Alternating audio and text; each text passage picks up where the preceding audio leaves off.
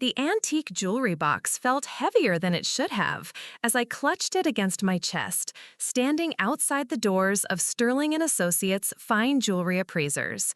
3 weeks ago, I thought I knew exactly what this ring represented, a symbol of love from my fiancé Marcus, albeit one that had become the source of endless family ridicule. What I was about to discover would not only vindicate every moment I defended this ring, but would reveal a truth so shocking that it would fundamentally change how my family saw me, and more importantly, how I saw myself. I'd love to know which corner of the globe you're watching from. And if this story speaks to you, make sure to subscribe. Tomorrow's video is one you absolutely can't miss. I'm Diane Mitchell, and 6 months ago, I was just another 27-year-old marketing coordinator living in Phoenix, Arizona, planning a wedding while trying to navigate the complex dynamics of a family that had never quite understood my choices.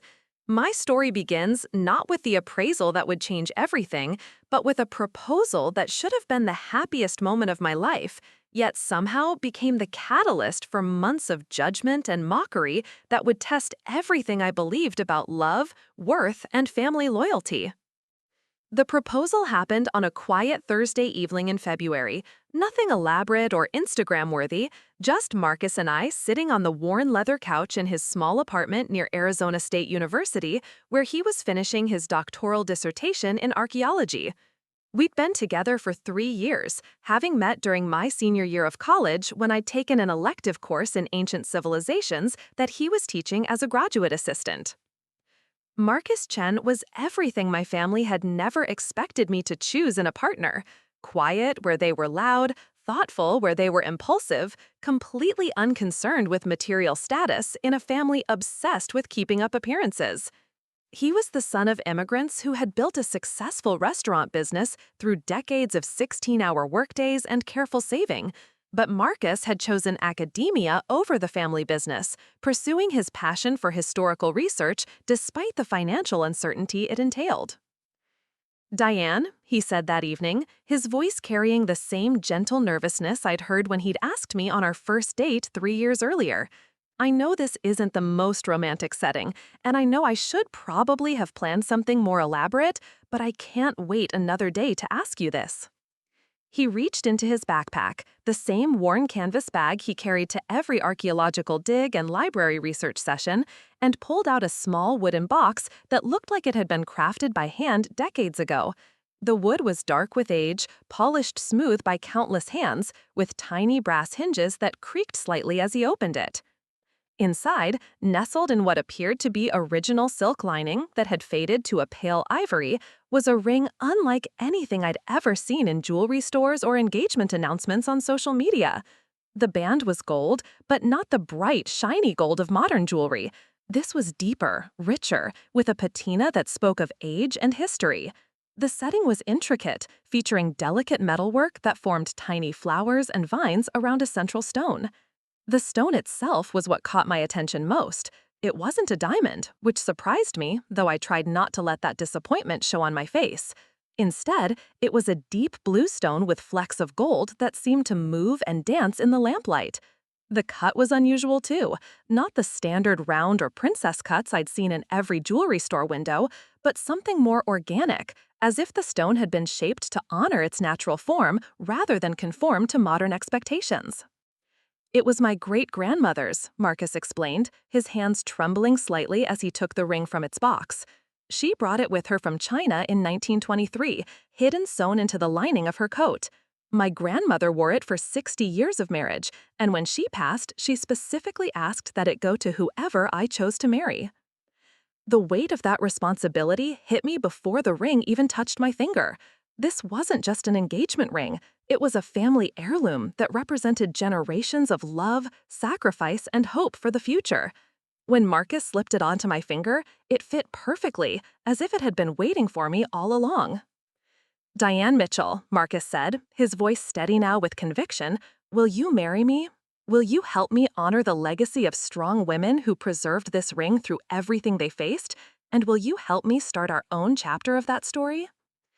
Through tears I didn't realize had started falling, I said yes. In that moment, sitting in his modest apartment, surrounded by towering stacks of books and archaeological journals, wearing a ring that connected me to women I'd never met but somehow felt I knew, I had never been happier or more certain of anything in my life. The happiness lasted exactly 18 hours, until I showed up at my parents' house in Scottsdale for our regular Sunday family dinner, practically glowing with excitement to share our news. My family lived in a sprawling ranch house in one of Scottsdale's more prestigious neighborhoods, the kind of place with professionally maintained desert landscaping and a 3-car garage that showcased my father's BMW, my mother's Mercedes, and my brother's lifted truck. Dad, Robert Mitchell, owned a successful commercial real estate development company. Mom, Patricia Mitchell, had parlayed her interior design hobby into a thriving business catering to Scottsdale's wealthy retirees and young tech executives. They'd worked hard for their success, but somewhere along the way, that success had become tangled up with a need to display their achievements through material possessions and social status. My brother Derek, 2 years older than me, had followed perfectly in their footsteps. He worked in luxury car sales, lived in a trendy downtown Phoenix loft, and seemed to evaluate every decision based on its potential to impress others. His girlfriend Brittany was a real estate agent who specialized in million-dollar homes and had never met a designer label she didn't love. Diane, Mom called from the kitchen as I walked through the front door, the smell of her famous garlic herb roast filling the house. Perfect timing. I was just telling Mrs. Patterson next door about your promotion at the marketing firm. She said her daughter might be interested in. Her words trailed off as she noticed my left hand, her eyes immediately focusing on the ring with the kind of intensity she usually reserved for evaluating potential design clients' budgets. "Oh," she said, her voice shifting from warm excitement to something more cautious. "Oh, honey, is that?" "Marcus proposed," I announced, unable to contain my joy despite the strange tone in her voice. "We're engaged." The silence that followed was not the explosion of congratulations and excitement I'd expected. Instead, it felt heavy, awkward, filled with the kind of unspoken communication that families develop over years of navigating each other's expectations and disappointments. Dad appeared from his home office, probably drawn by the unusual quiet, and immediately joined Mom in staring at my hand with expressions I couldn't quite read. "Congratulations, sweetheart," Dad said finally, though his voice lacked the enthusiasm I'd hoped for. "That's wonderful news. Marcus seems like a good guy." Derek emerged from the living room where he'd been watching the game, Brittany trailing behind him with her phone already out, probably ready to document the moment for social media. But when she saw the ring, her perfectly manicured hand froze halfway to her camera app. "Oh, wow," Brittany said, her voice carrying that particular tone wealthy people used when they encountered something they couldn't categorize.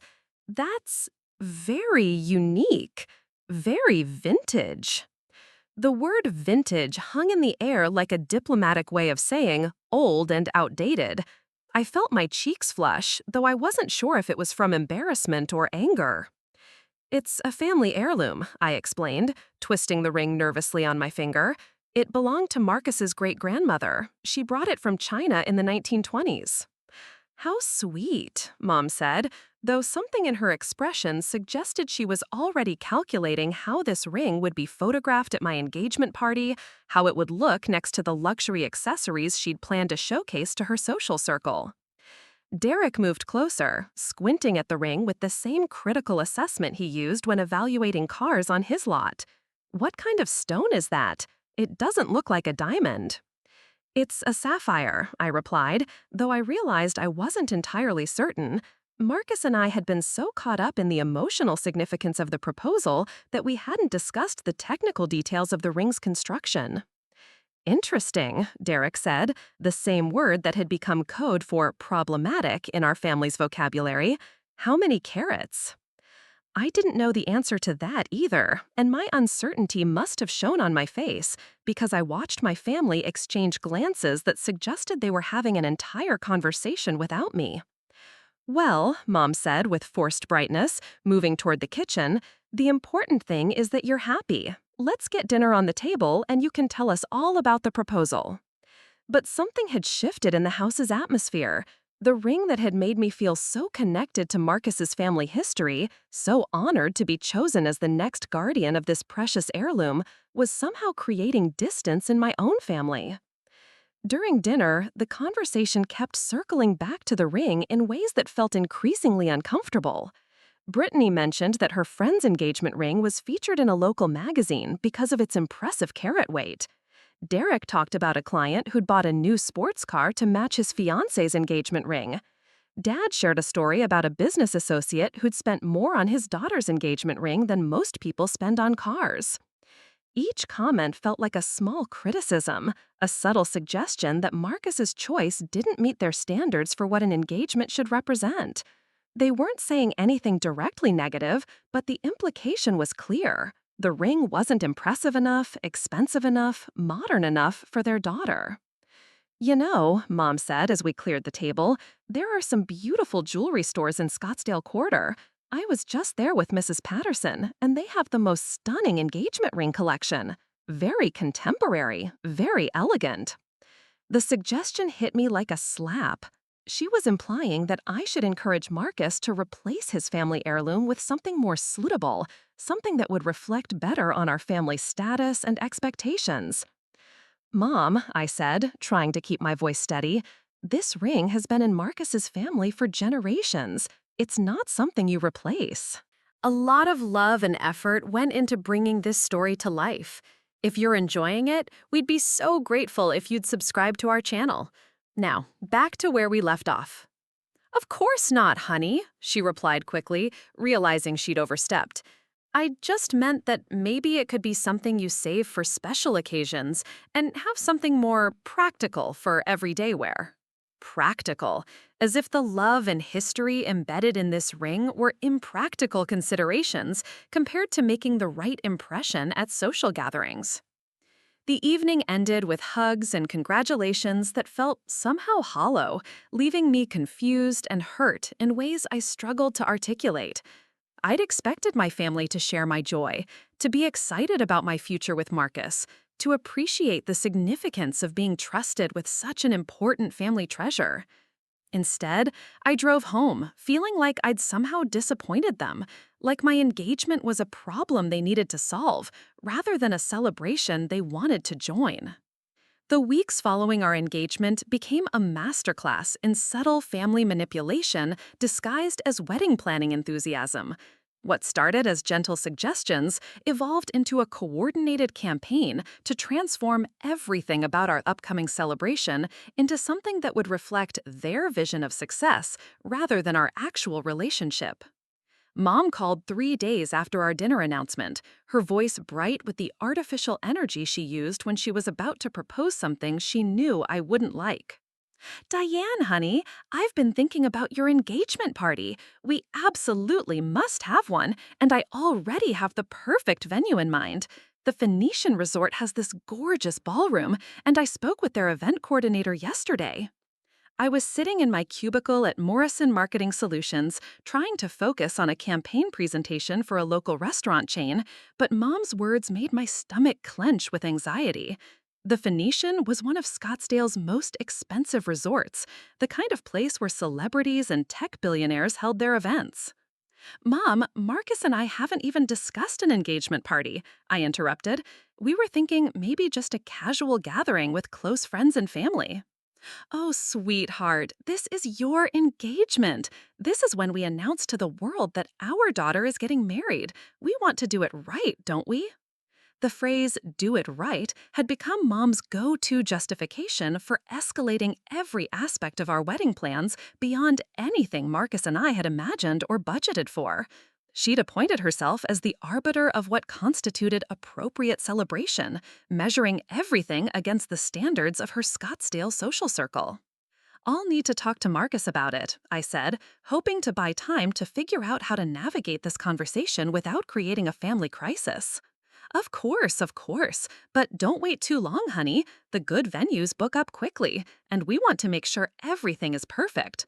Also, I was thinking about photographers. The Hendersons used this amazing photographer for their daughter's engagement party, and the photos were absolutely stunning, very high-end, very elegant. After hanging up, I stared at my computer screen without really seeing it, feeling the familiar pressure that came with trying to balance my family's expectations against the reality of my relationship with Marcus. We'd talked about a simple wedding, maybe in a park or at the community center near his university. We'd dreamed about using the money we'd save on an elaborate ceremony for a down payment on a small house, or maybe a honeymoon trip to visit some of the archaeological sites Marcus studied. But those dreams felt increasingly unrealistic as my family's vision of our wedding grew more elaborate and expensive with each passing day. That evening, I met Marcus at our favorite coffee shop near campus, a casual place where graduate students worked on their dissertations, surrounded by stacks of books and the comfortable hum of academic conversation. He was already there when I arrived, grading undergraduate papers while nursing what was probably his fourth cup of coffee of the day. "How was your day?" he asked, looking up from a particularly painful essay about ancient Egyptian burial practices. His smile faded when he saw my expression. I slumped into the chair across from him and related my conversation with Mom, watching his face shift from confusion to concern to something approaching alarm as I described the venue, the photographer, and the growing list of expectations she was developing for our engagement party. "Diane," Marcus said carefully, "you know we can't afford the Phoenician, right? I mean, even if we wanted to have a party there, which we don't, the deposit alone would probably cost more than my entire monthly stipend." Marcus received a modest teaching assistantship that covered his tuition and provided a small living allowance. Between that and my entry-level marketing job, we were comfortable, but certainly not operating with the kind of disposable income that luxury resort parties required. "I know," I said, reaching across the table to take his hand. I tried to explain that we wanted something simple, but she's already got her heart set on this elaborate celebration. I think she's seeing this as an opportunity to show off to her friends. Marcus squeezed my hand, and I felt the reassuring weight of his grandmother's ring against my finger. "We'll figure it out," he said. "Maybe we can compromise on something smaller, but still nice to make your parents happy." His willingness to accommodate my family's wishes, even when they conflicted with our own preferences and budget, reminded me why I'd fallen in love with him in the first place. Marcus always looked for solutions that honored everyone's needs, even when those needs seemed impossible to reconcile. But the pressure intensified over the following days. Derek called to ask about my ring situation, suggesting that maybe Marcus would be open to upgrading to something more substantial now that they were officially engaged. Brittany texted me links to engagement rings from high-end jewelry stores with prices that made my eyes water, with comments like, "Thought you might like these," that felt more like suggestions than friendly sharing. Even Dad got involved, though his approach was more direct. He cornered me after another family dinner, speaking in the low, serious tone he used for important business discussions. "Diane, I want you to know that your mother and I are happy to contribute to the wedding expenses. We understand that Marcus is still in school, and we want to make sure you have the celebration you deserve." The offer should have been generous and supportive, but something in his tone made it feel more like a business transaction than parental assistance. "We appreciate that, Dad, but Marcus and I want to pay for our own wedding. It's important to us to start our marriage on our own terms."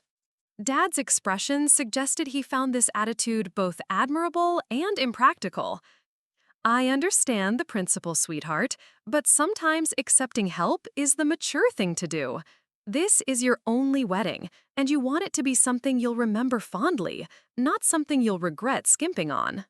The word skimping stung because it implied that our preferences for simplicity were really just financial limitations that we were too proud to admit.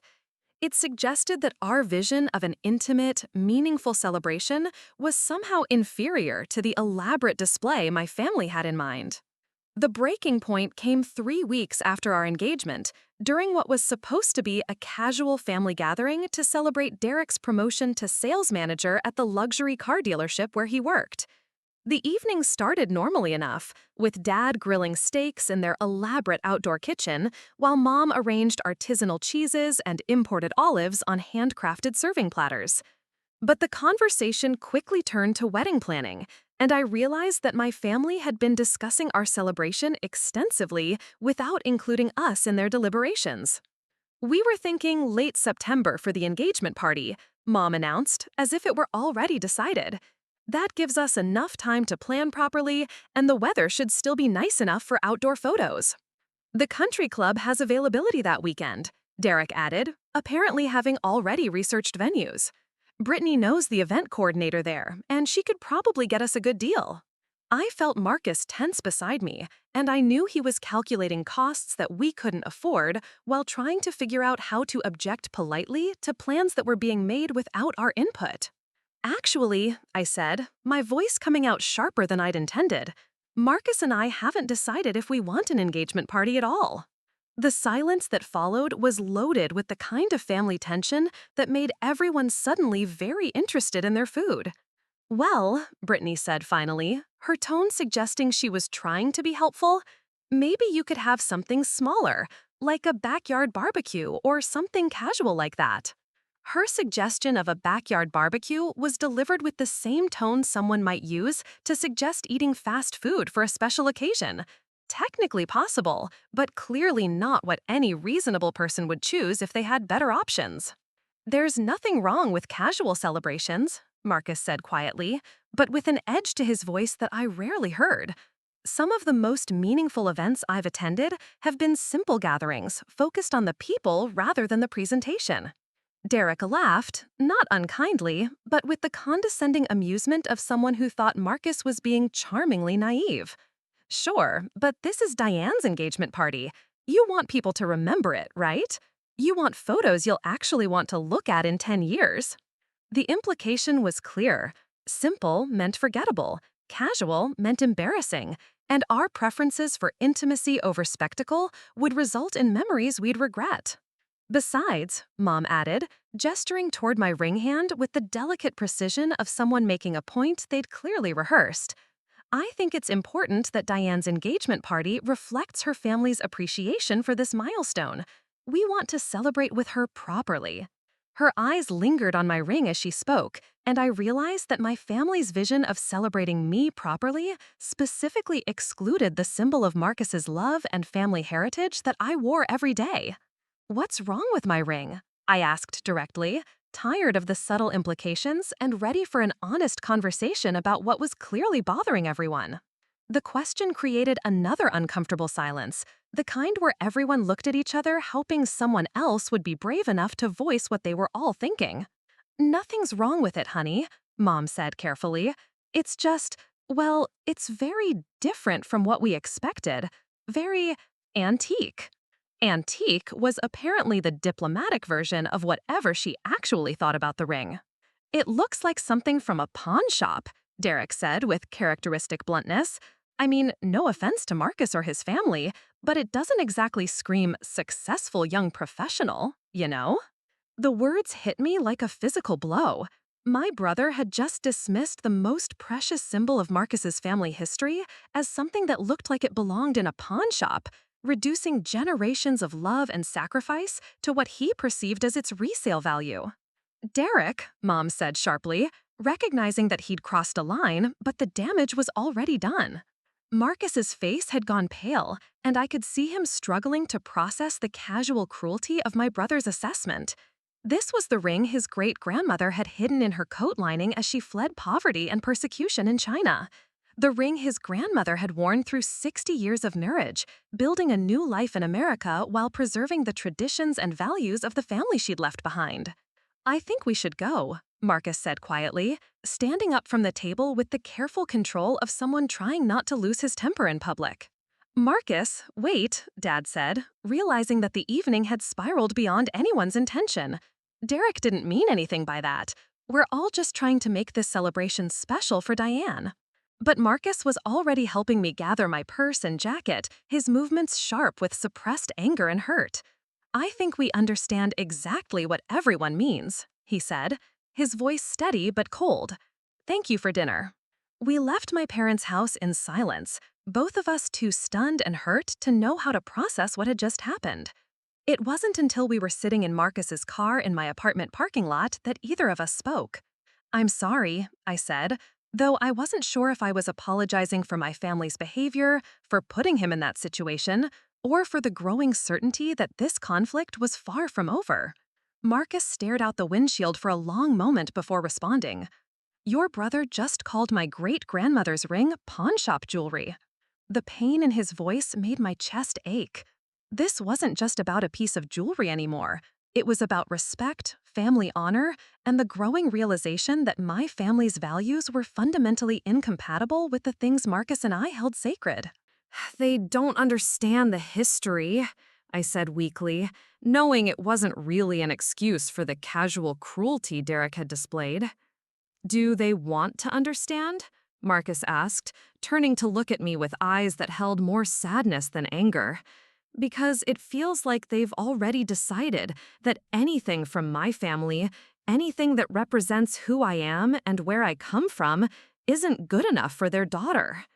I wanted to defend my family, to explain that they were just concerned about appearances and social expectations, that they didn't mean to be disrespectful.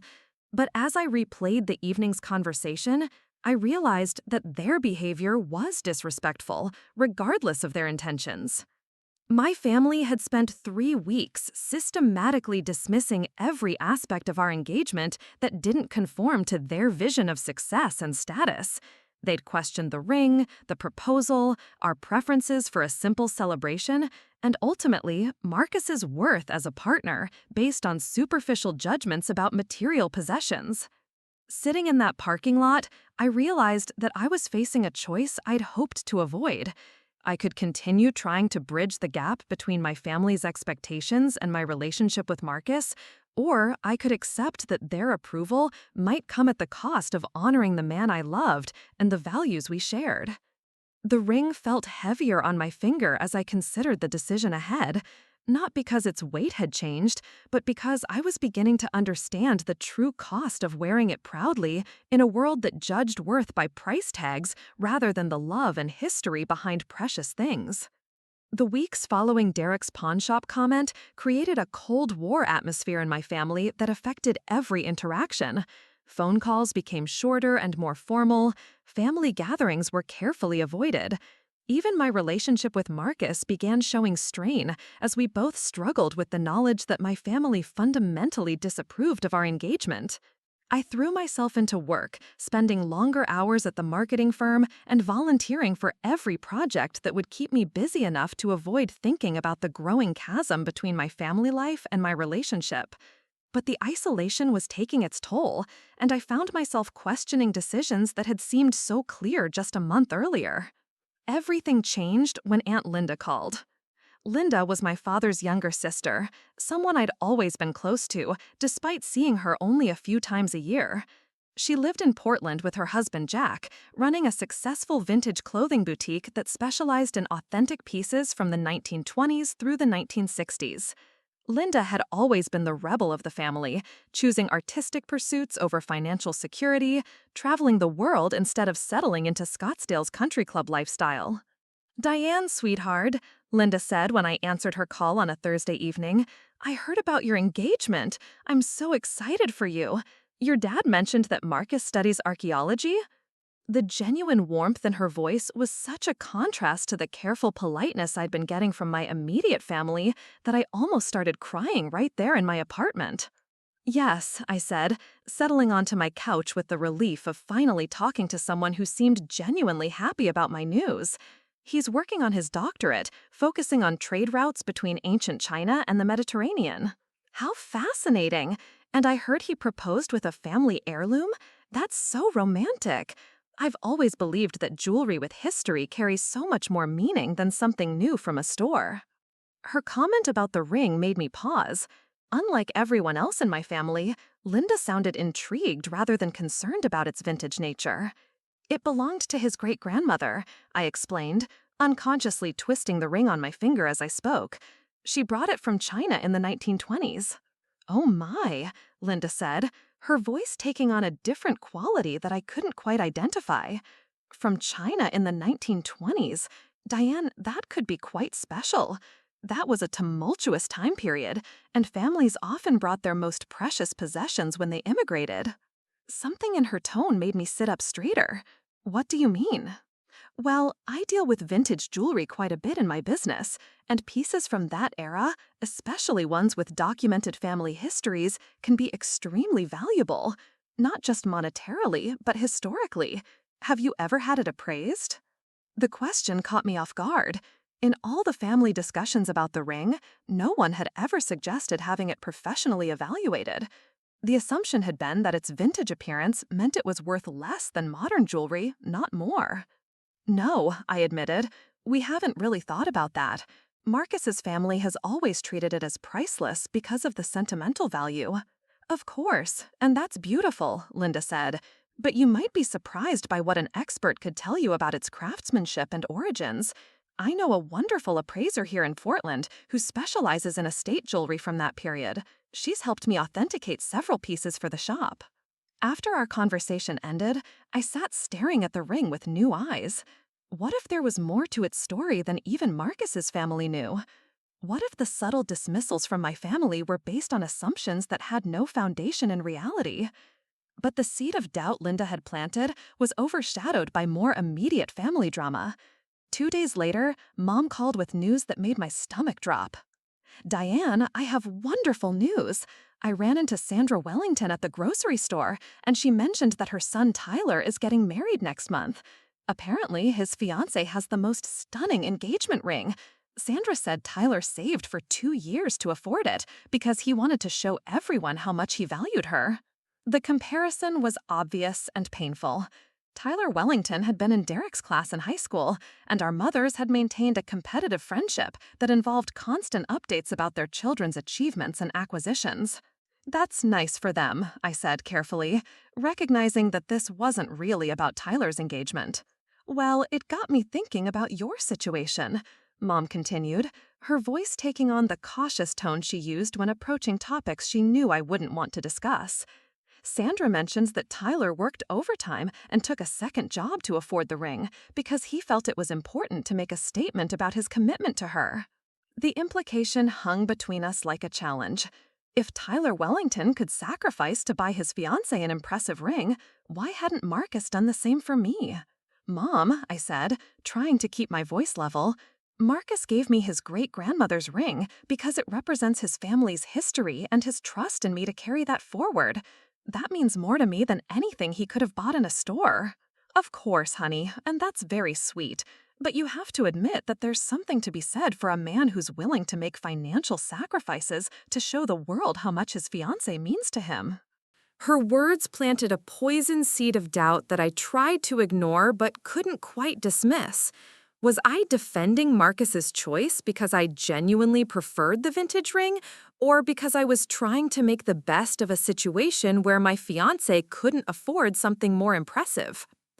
The doubt grew stronger 3 days later when Brittany invited me to lunch at one of Scottsdale's trendy new restaurants, ostensibly to celebrate my engagement, but really to deliver what felt like an intervention. "I've been thinking about you a lot lately," Brittany said over artisanal salads that cost more than I typically spent on groceries in a week. "I know Derek came on a little strong the other night, but we're all just concerned because we care about you." She reached into her designer handbag and pulled out her phone, scrolling to what appeared to be a carefully curated collection of engagement ring photos. "Look, I don't want to overstep, but I thought you might want to see some options for upgrading your ring.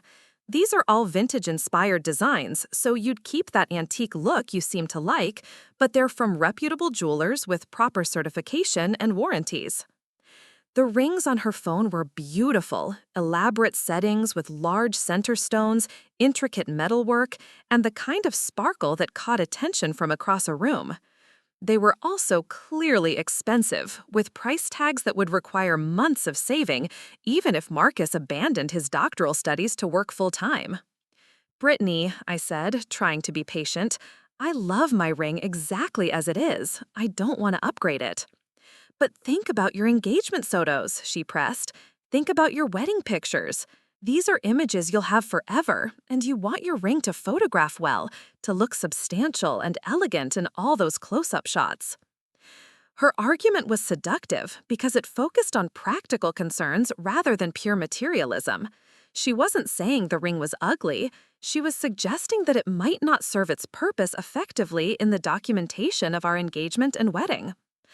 Also, Brittany continued, lowering her voice as if sharing sensitive information, I heard from a friend who works at a jewelry store that old rings sometimes have problems with the settings. The metal gets weak over time and stones can fall out. It would be terrible if you lost that sapphire because the setting failed. This was a fear I hadn't considered, and it hit harder than her aesthetic arguments.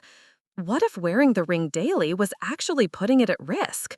What if my insistence on treating it as everyday jewelry rather than a special occasion piece was irresponsible? I'm just saying, Brittany concluded, maybe you could have Marcus's ring reset into something more secure and modern, or keep it safe and wear something else for daily use. That way, you honor his family tradition while also having something that suits your lifestyle.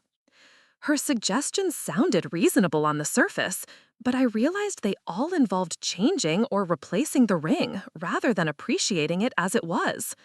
Every solution my family offered required Marcus and me to conform to their expectations rather than asking them to respect our choices.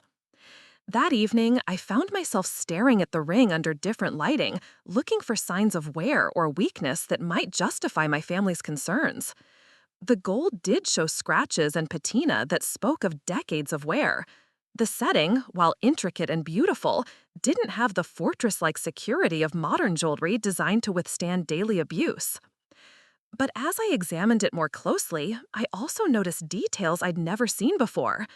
The metalwork was incredibly fine, with tiny leaves and flowers carved into the band that would have required extraordinary skill to create. The sapphire itself seemed to change color slightly in different lights, showing flashes of purple and green that suggested it might be more complex than I'd initially realized.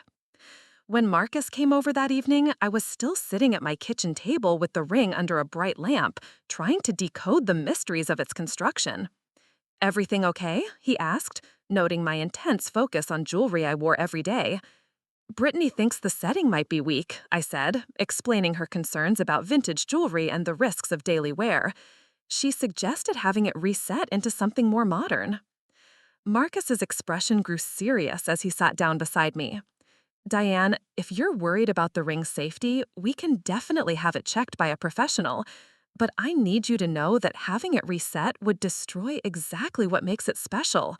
The setting, the metalwork, even the way the stone sits, all of that is part of its history."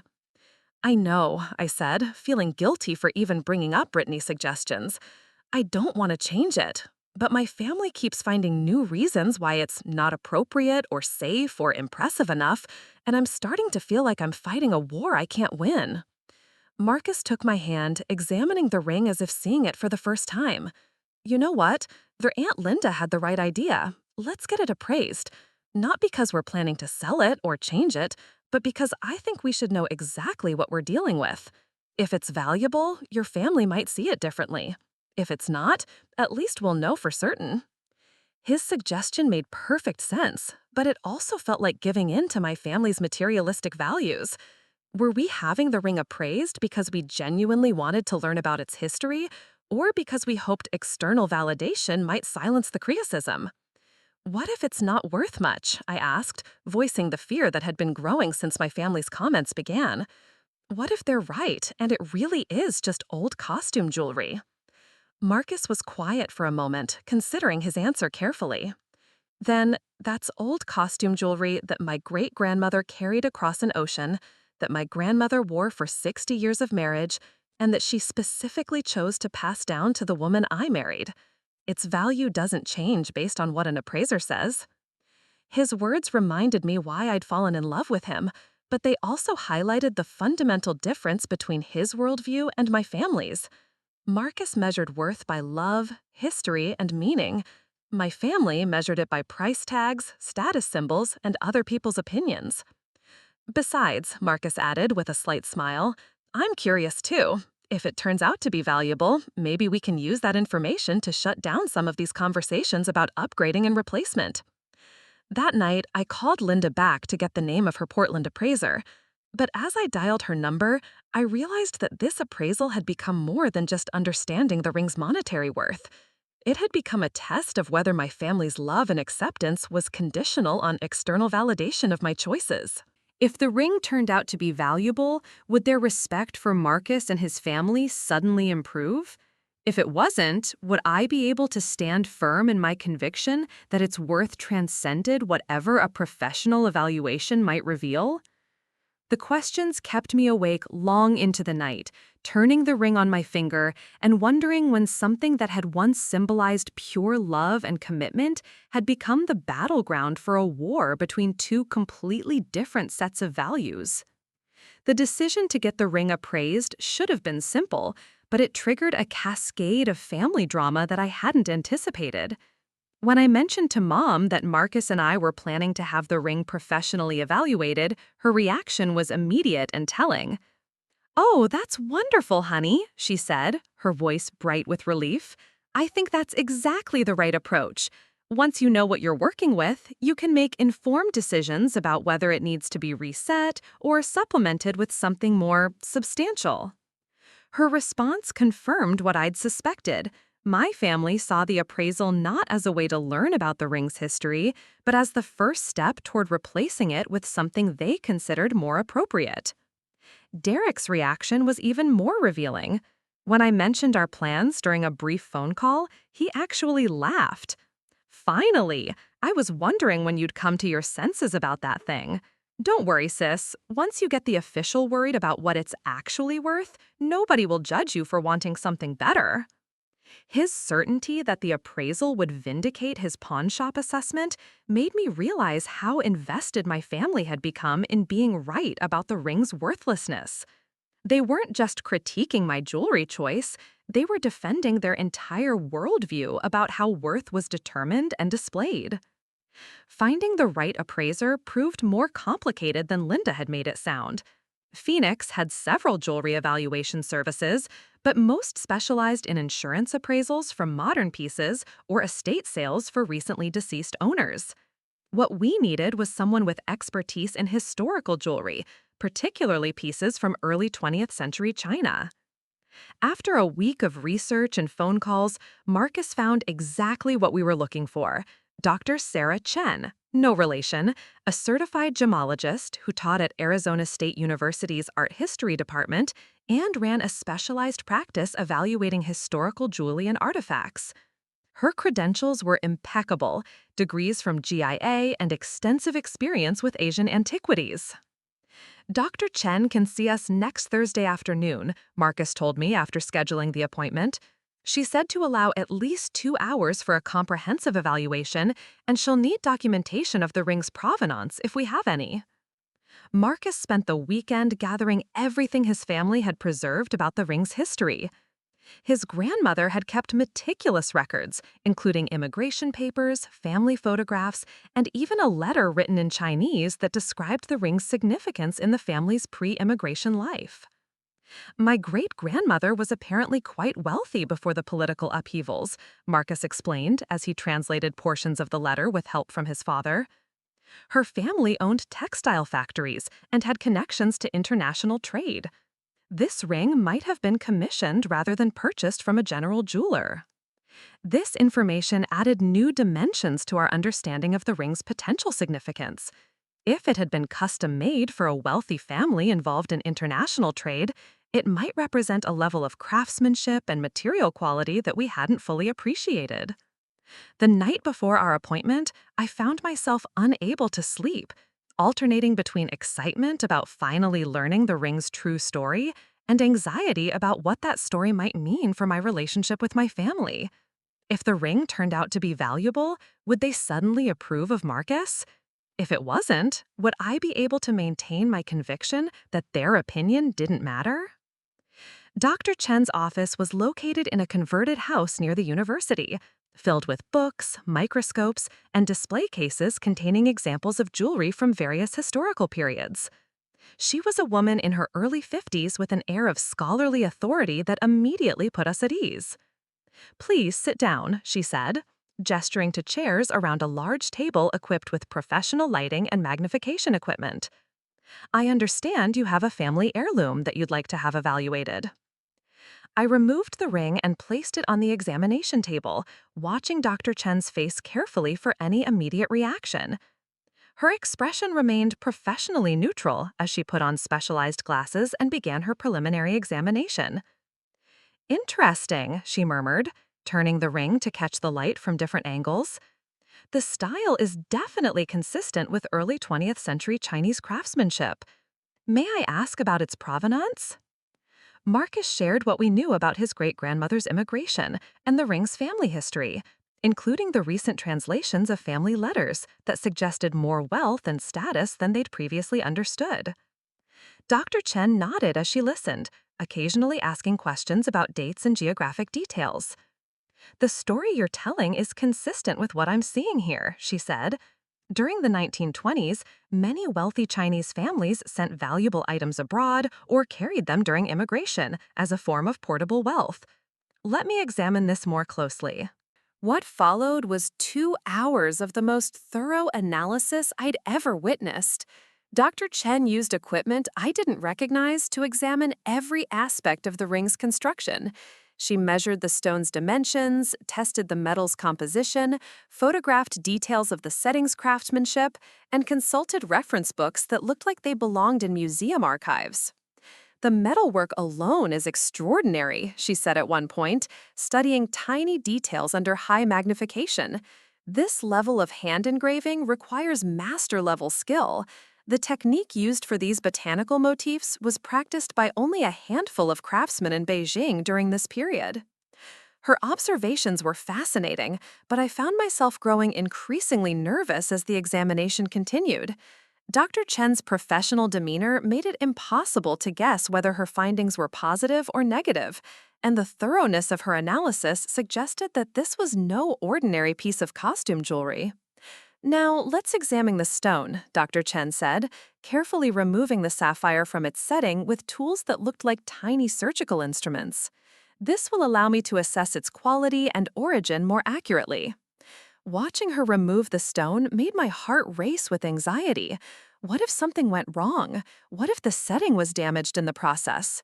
But Dr. Chen worked with the confidence of someone who had performed this procedure thousands of times. She placed the sapphire under a different type of microscope, adjusting settings and making notes that she didn't share with us. The silence stretched longer than felt comfortable, and I found myself holding my breath as she conducted tests whose purposes I couldn't understand. "Remarkable," she finally said, her professional composure cracking slightly. "Absolutely remarkable." The change in her tone made Marcus and me exchange glances. "What is it?" I asked. Dr. Chen looked up from her microscope with an expression that seemed to combine surprise, excitement, and something approaching disbelief. "I need to run one more test to be absolutely certain, but I believe you may have something quite exceptional here." She spent another 20 minutes with equipment that looked like it belonged in a laboratory, occasionally consulting reference materials and making detailed notes. The anticipation was becoming unbearable, and I could see Marcus growing increasingly tense as we waited for her final assessment. "Well," Dr. Chen said finally, carefully replacing the stone in its setting before turning to face us directly, "I have some remarkable news for you." She paused, organizing her thoughts in the way academics do before delivering significant information. "First, let me address the ring's construction. This is definitely authentic early 20th century Chinese craftsmanship of the highest quality. The gold content is higher than modern jewelry standards, and the hand engraving represents work that would be extremely expensive to commission today." This was encouraging news, but her tone suggested there was much more to come. "However," Dr. Chen continued, "it's the stone that makes this ring truly extraordinary. What you have here is not just any sapphire. This is what we call a Kashmir sapphire, from mines that were only accessible for a brief period in the late 19th and early 20th centuries." She turned to her computer and pulled up photographs of similar stones. Kashmir sapphires are considered the most valuable sapphires in the world because of their unique color and the fact that the mines were exhausted decades ago. No new Kashmir sapphires have been found since the 1920s. The implications of her words were beginning to sink in, but the numbers she mentioned next completely overwhelmed my ability to process them rationally. Based on the stone's size, color saturation, and clarity, along with the documented provenance and historical significance of the setting, I would estimate this ring's current market value at somewhere between $150,000 and $250,000. The room seemed to tilt around me. Marcus's hand found mine as we both stared at Dr. Chen in complete shock. That's that's not possible, I stammered. It's been sitting in a jewelry box for decades. Nobody knew. This happens more often than you might think, Dr. Chen said gently. Families preserve valuable items without fully understanding their worth, especially when they've been passed down through immigration and cultural transition. Your great-grandmother likely understood this ring's significance, but that knowledge may not have been fully transmitted to subsequent generations. She continued explaining the technical details of cashmere sapphires and their extreme rarity, but I was struggling to focus on her words. The ring that my family had dismissed as pawnshop jewelry was worth more than most people's houses. The cheap engagement ring that had caused months of family criticism was actually a museum-quality artifact. I want to emphasize, Dr. Chen added, that this evaluation is based on current market conditions and comparable sales. The actual value could be even higher if the ring's specific historical connections can be fully documented. She provided us with detailed written documentation of her findings, including photographs and technical specifications that proved the ring's authenticity and extraordinary worth. As we left Dr. Chen's office, I felt like I was walking through a dream. The ring on my finger, the same ring I'd worn to work every day, to family dinners, to casual coffee dates, was worth $250,000. We need to get this insured immediately, Marcus said, as we sat in his car in the parking lot, both of us still stunned by what we'd learned. But insurance was the least of my concerns. All I could think about was my family's months of criticism, Derek's pawnshop comments, Brittany's suggestions for upgrades, and my mother's careful politeness about my antique engagement ring. They had been completely, spectacularly wrong about everything. The question now was what to do with this information. Part of me wanted to call Derek immediately and tell him that his pawnshop assessment had been off by about $200,000. Another part of me wanted to keep this discovery private, to protect Marcus and his family from the inevitable scrutiny that would follow. But mostly, I felt a profound sense of vindication mixed with sadness. The ring's monetary value didn't change its emotional significance, but it revealed how quickly my family had been willing to dismiss something they didn't understand, and how their judgments had been based on surface appearances rather than genuine investigation or respect for Marcus's heritage. As we drove home, I realized that the appraisal had given us much more than market valuation. It had provided definitive proof that worth isn't always obvious, that valuable things sometimes come in unexpected packages, and that my family's assumptions about class, status, and material worth had been fundamentally flawed from the beginning. The ring was the same as it had always been, but everything else was about to change. The 3 days following Dr. Chen's appraisal passed in a surreal bubble where Marcus and I tried to process what we'd learned while maintaining normal routines. I went to work each morning wearing a ring worth more than my annual salary, sitting through marketing meetings and client presentations while secretly marveling at the weight of history and value on my finger. We'd arranged for immediate insurance coverage, a process that required additional documentation and security measures I'd never imagined needing. The insurance agent, a professional woman who'd evaluated thousands of valuable pieces, actually whistled when she saw Dr. Chen's appraisal report. "Cashmere sapphires," she said, shaking her head in amazement. "I've been in this business for 20 years, and I've only seen maybe 3 pieces with stones like this. You're going to need a safety deposit box, specialized coverage, and honestly, you should consider wearing a replica for daily use." The suggestion of a replica struck me as ironic given my family's months of criticism about the ring's authenticity. Now, experts were telling me it was too authentic, too valuable to wear casually. But the insurance logistics were secondary to the larger question of what to do with this information. Marcus and I had spent hours discussing whether to tell my family about the appraisal results, and if so, how and when to share the news. Part of me wants to see Derek's face when he finds out his pawn shop jewelry assessment was off by $250,000, I admitted during one of these conversations. Marcus understood the temptation for vindication, but he was more concerned about the long-term implications. Once they know what it's worth, everything changes, he said. Suddenly, it's not about respecting our choices or understanding the ring's sentimental value. It becomes about money and status again, just from a different angle. His point was valid, but I was struggling with the emotional weight of carrying this secret while my family continued their subtle campaign of disapproval. Just 2 days after the appraisal, Mom had called with another helpful suggestion about engagement party venues, managing to work in a comment about how modest our wedding plans seemed compared to other couples our age. The decision was made for us when Brittany called with what she described as exciting news. "Diane, I just found the perfect solution for your ring situation." She announced with the breathless enthusiasm she usually reserved for designer sale notifications. "Derek mentioned that you guys got it appraised, which is so smart, and I thought you should know about this amazing jeweler I discovered." My stomach clenched as I realized the implications of her call. Somehow, our private decision to get the ring evaluated had become family knowledge, complete with assumptions about what the appraisal had revealed. "This jeweler specializes in vintage redesigns," Brittany continued, clearly having planned this conversation carefully. "She takes old pieces and transforms them into contemporary settings while preserving the sentimental elements. So you could keep Marcus's stone, but have it set into something more substantial and modern." The casual way she referred to Marcus's stone, as if it were a small component that could be recycled into a more suitable piece, made my blood pressure spike. But what bothered me more was the clear assumption that the appraisal had confirmed their expectations about the ring's modest value. "Brittany," I said carefully, "what exactly did Derek tell you about the appraisal?" "Just that you were being responsible about getting it evaluated before making any decisions about resetting or upgrading, which is so mature of you.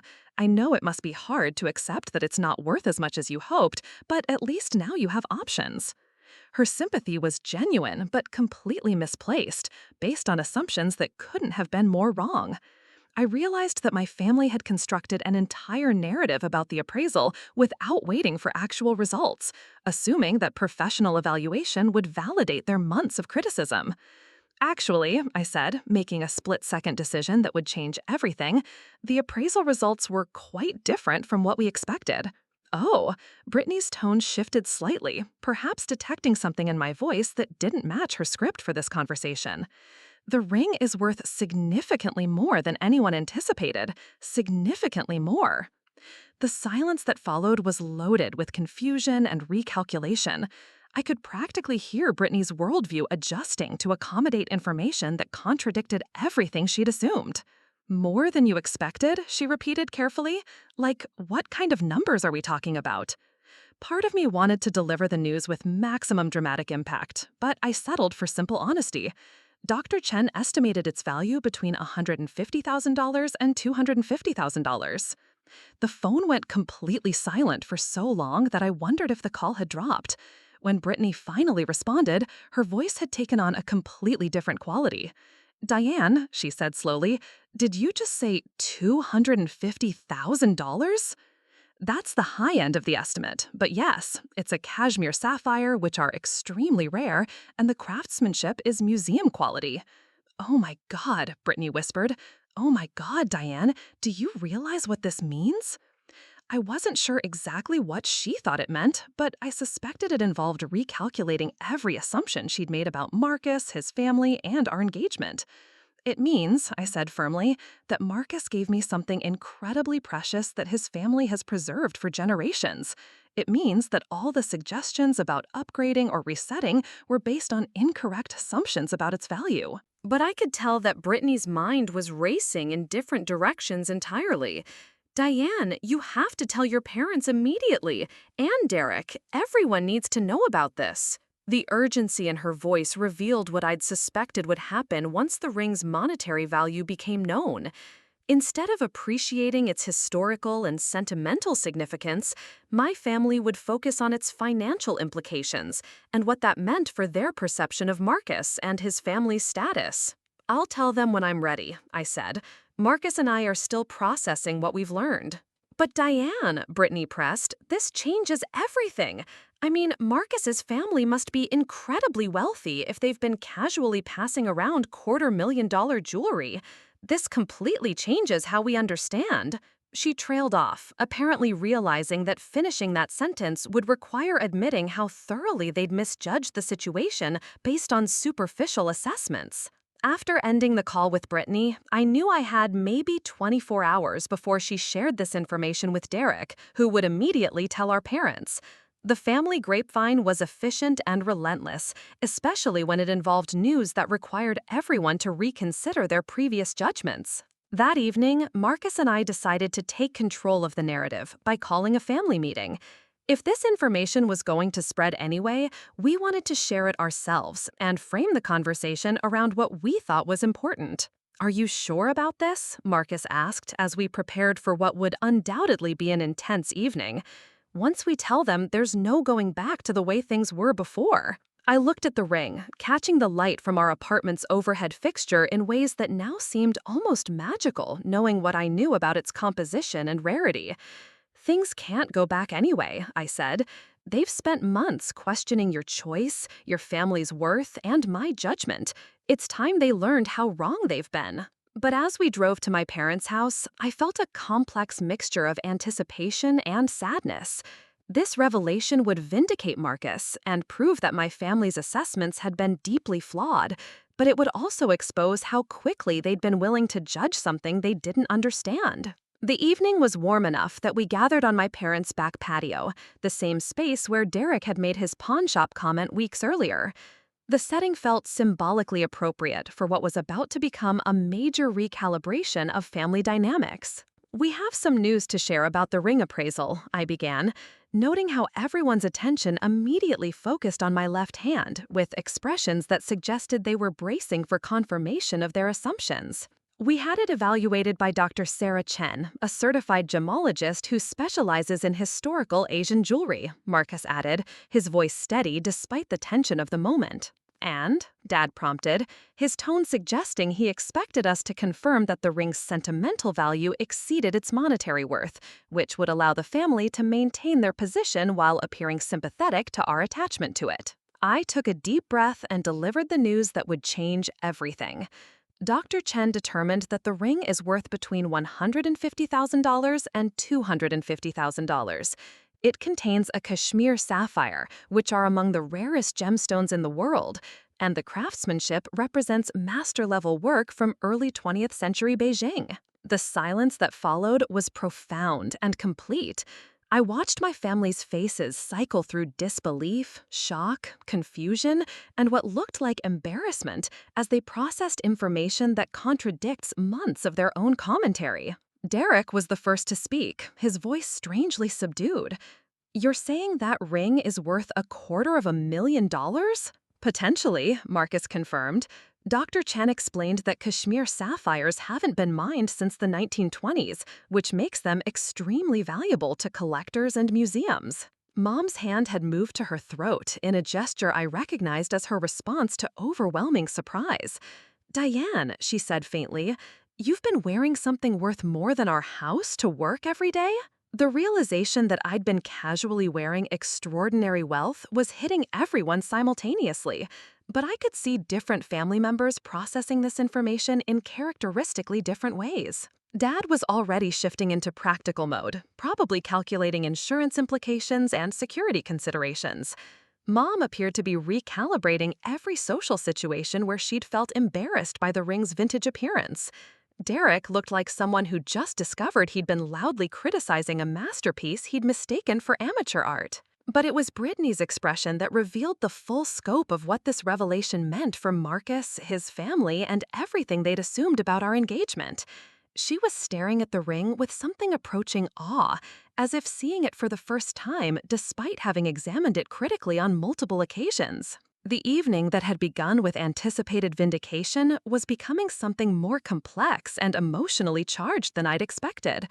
My family's shock was genuine, but so was their obvious discomfort with having been so completely wrong about something they judged so confidently. The silence on my parents' patio stretched until it became almost unbearable. I could see each family member processing the magnitude of their misjudgment, and the expressions on their faces revealed the uncomfortable realization that they'd spent months criticizing something extraordinary based purely on superficial assumptions. Derek was the first to break the silence, but his voice carried none of its usual confidence. "I need to see that appraisal report," he said, though it sounded more like a plea than a demand. Marcus pulled out his phone and showed Derek the digital copy of Dr. Chen's detailed evaluation, complete with photographs and technical specifications. I watched my brother's face change as he scrolled through the professional documentation, his skepticism gradually replaced by what looked like genuine shock. "Kashmir sapphire," Derek read aloud, his voice growing quieter with each technical detail. "Extremely rare, museum-quality craftsmanship, current market value." He trailed off, apparently unable to finish reading the numbers out loud. Dad moved closer to examine the report, his businessman instincts taking over, as he studied the documentation with the same intensity he brought to commercial real estate contracts. "This Dr. Chen," he said finally, "what are her credentials?" "She's a certified gemologist with the Gemological Institute of America," Marcus explained. "She teaches at ASU and has 20 years of experience appraising historical jewelry. Her evaluation included spectrographic analysis and comparison with documented sales of similar pieces."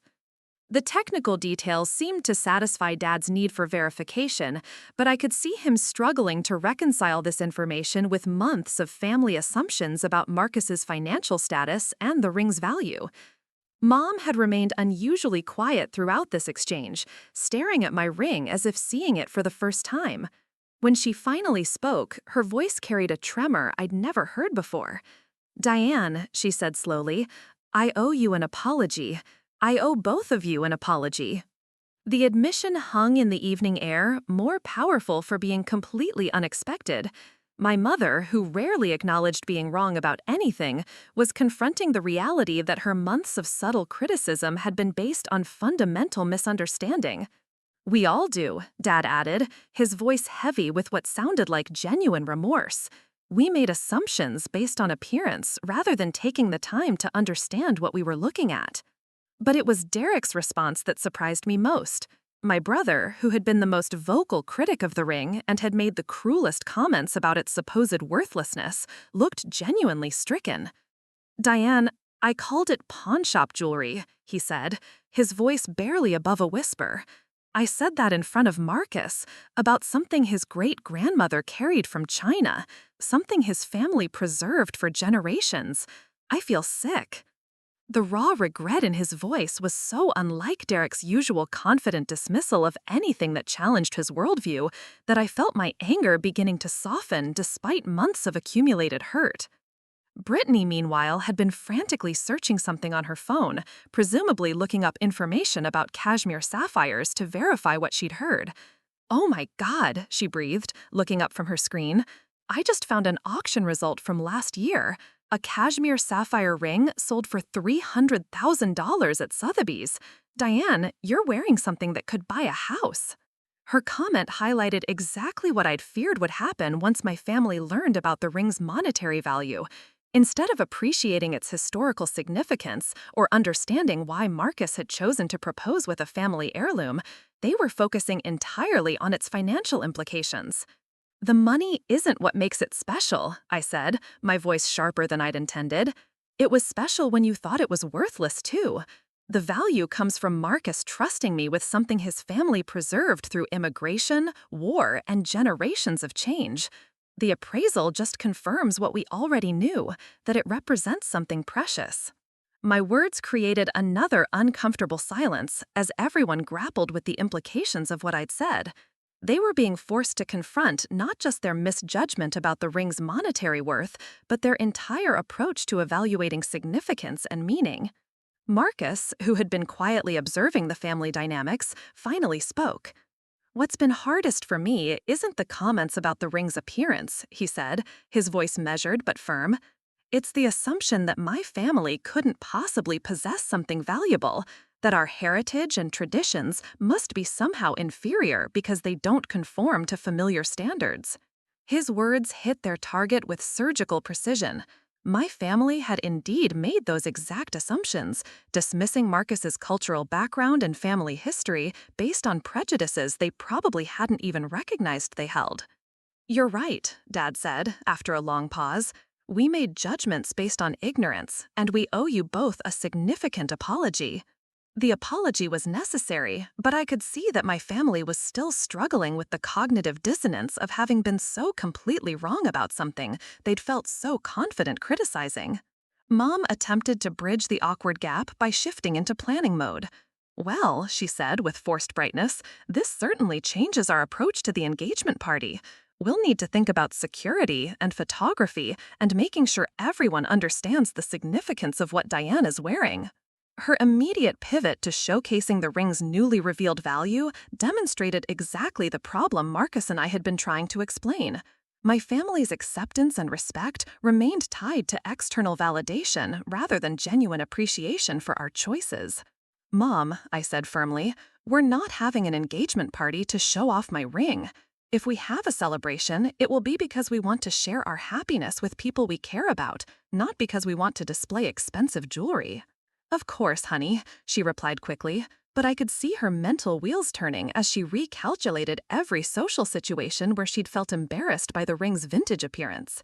Now she was probably imagining how differently those interactions would have gone if she'd known about its extraordinary value. Derek seemed to be having his own reckoning with the implications of what we'd learned. "Marcus," he said hesitantly, "your family must be, if they've been casually passing down $250,000 jewelry."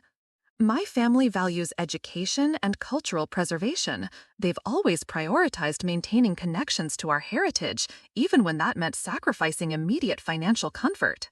His response was gracious, but it highlighted the fundamental difference between his family's values and my family's materialism.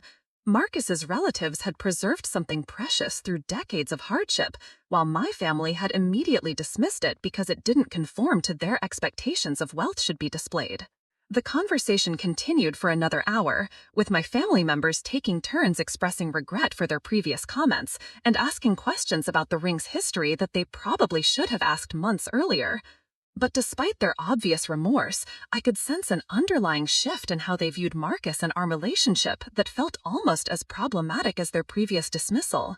Where they had once seen him as financially inadequate, they now seemed to view him as secretly wealthy but deceptively modest about it. Both perspectives missed the point entirely. Marcus was exactly who he'd always been, someone who valued family heritage and meaningful relationships over material displays of success. "I think we should go," Marcus said finally, recognizing that the evening had reached its natural conclusion. "Diane and I have a lot to process, and I suspect you all do too." As we gathered our things to leave, Mom pulled me aside for a private moment.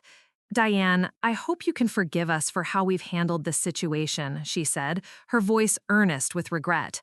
"We thought we were protecting you, but we were really just imposing our own prejudices."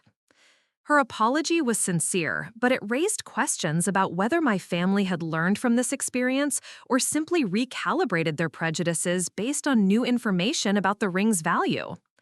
The drive home was quiet, both Marcus and I emotionally drained from the intensity of the evening's revelations and conversations. When we finally spoke, it was to acknowledge the complexity of what had just happened. "They apologized," I said, though my tone suggested that apologies alone might not be sufficient to repair the damage that had been done. "They did," Marcus agreed, "but I'm not sure they understand why they needed to apologize. It feels like they're sorry for being wrong about the ring's value, not for making assumptions about my family or dismissing our choices." His observation captured exactly what was bothering me about the evening's resolution. My family's shock and regret seemed focused on their factual error rather than the underlying attitudes that had led to months of subtle criticism and disrespect. "What happens now?" I asked, twisting the ring on my finger, a gesture that now carried additional weight knowing what I knew about its extraordinary worth.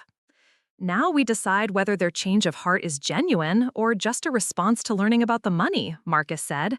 And we figure out whether we can build a relationship with your family based on mutual respect rather than external validation. As we pulled into my apartment complex, I realized that the ring's appraisal had solved one problem while creating several others. My family could no longer dismiss Marcus's choice or question the ring's worth, but their newfound respect felt conditional on the wrong things. The ring that had once made me feel insecure in social situations now carried the burden of representing $250,000 in portable wealth. The family relationships that had been strained by months of criticism now needed to be rebuilt on foundations that felt uncertain and potentially temporary. But most importantly, I had learned something fundamental about the difference between being right and being respected. The appraisal had proven that Marcus and I had been right to value the ring regardless of others' opinions. But the respect we'd gained felt hollow because it was based on monetary worth rather than understanding or appreciation for our values. Looking at my engagement ring that night, I realized it had become a symbol of much more than Marcus's love and his family's heritage. It now represented the challenge of maintaining authenticity in relationships where acceptance depended on external validation, and the ongoing work of building a marriage strong enough to withstand the complicated dynamics of family expectations and social pressures. 6 months after the appraisal revelation, I found myself standing in the bridal suite at the Desert Botanical Garden in Phoenix, adjusting my wedding dress one final time before walking down the aisle. The venue was perfect, intimate, naturally beautiful, and completely aligned with Marcus and my vision of a meaningful celebration rather than an expensive spectacle. The months following our family meeting had been a journey of rebuilding relationships while establishing new boundaries. My family's transformation hadn't been immediate or simple, but it had been genuine in ways that surprised me. Derek knocked softly on the door, entering when I called for him to come in. My brother looked handsome in his navy suit, but more importantly, he carried himself with a humility that was relatively new for him. "Ready?" he asked, though his tone suggested he was really asking if I was okay with him walking me down the aisle, a role he'd requested specifically because he wanted to make amends for his previous behavior. "Ready," I confirmed, taking one last look in the mirror.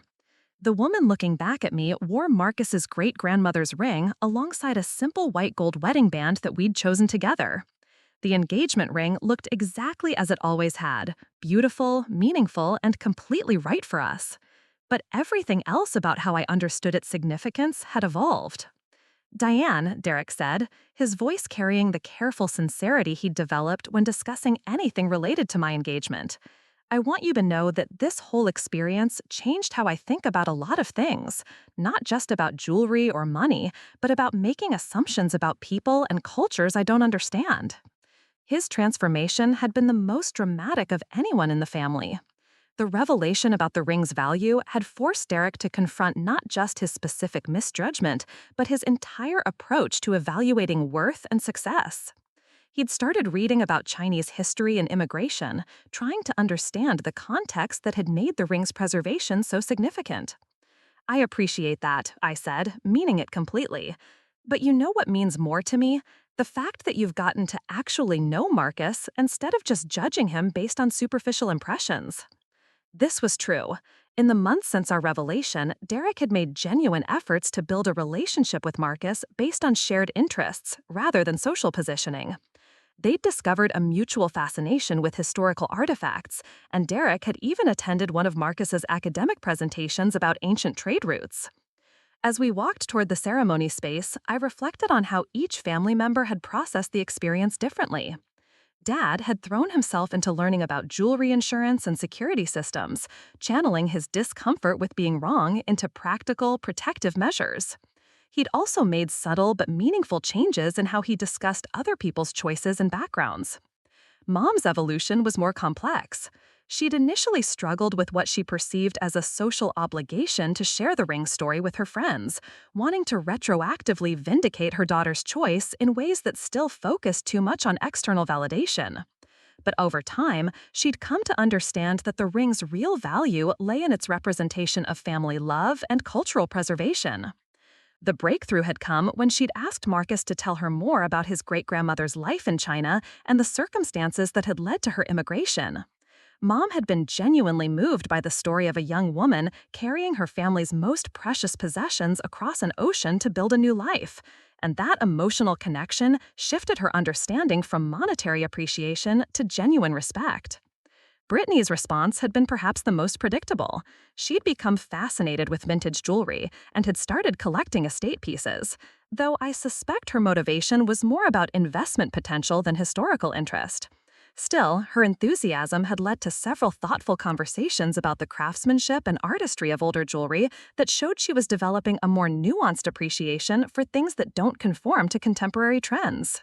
But the most significant change had been in my own understanding of family dynamics and the complexity of building relationships across different value systems.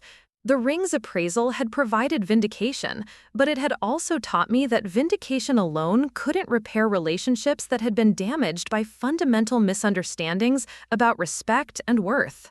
As Derek and I reached the entrance to the ceremony space, I could see Marcus waiting at the altar, wearing a charcoal gray suit that his parents had insisted on buying for him, despite his protests about the expense. His face lit up when he saw me, and I felt the familiar warmth of being loved by someone who had never needed external validation to see my worth. The guest list was intentionally small: immediate family, close friends, and a few colleagues who had become genuine friends over the years. Aunt Linda had flown in from Portland, bringing with her a gift that had surprised everyone: historical documentation she'd discovered about the Herrera family's textile business and their connections to international jewelry trade in the early 1900s. "Your ring isn't just valuable," she'd explained when she'd shared her research.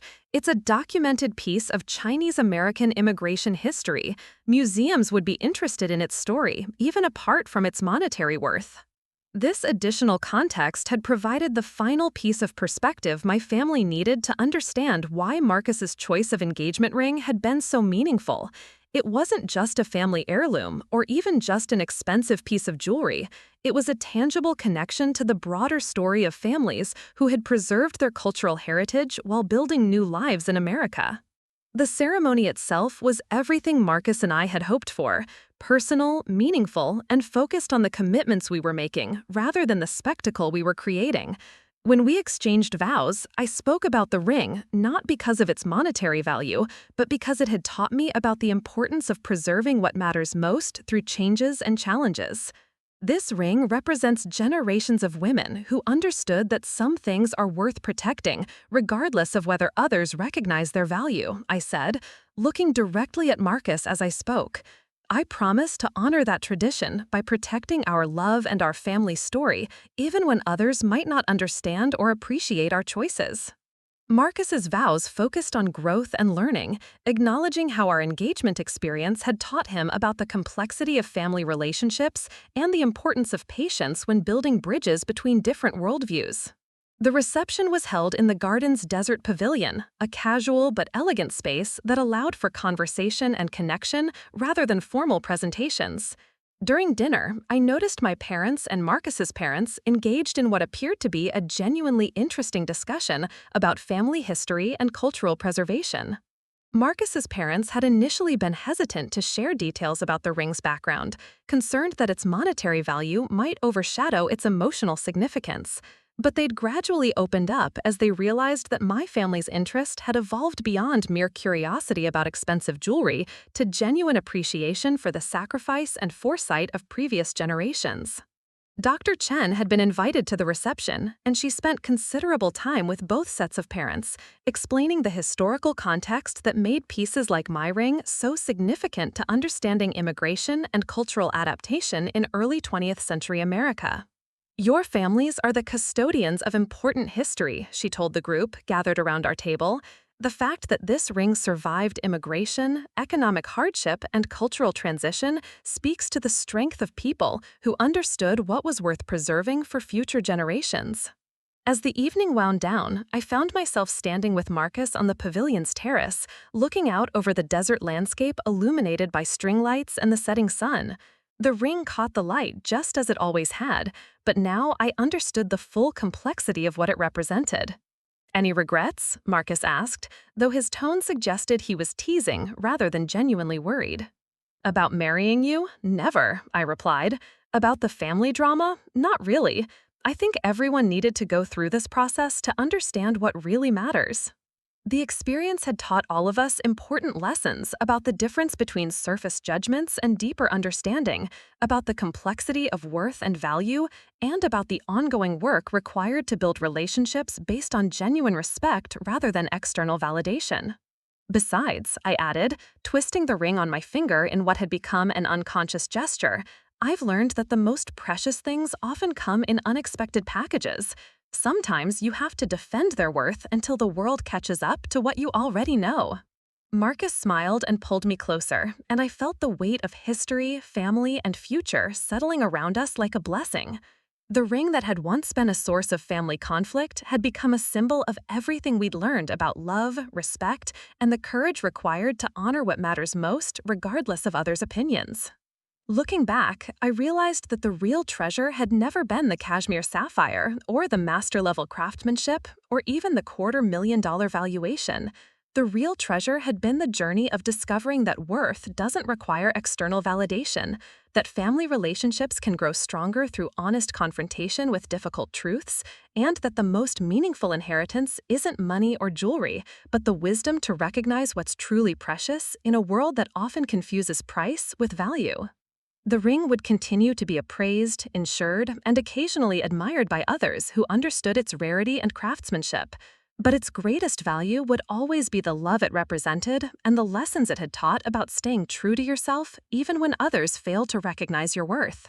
As Marcus and I walked back into our reception, surrounded by family and friends who had learned to see beyond surface appearances to appreciate deeper truths, I knew that we were beginning our marriage with the most valuable foundation possible.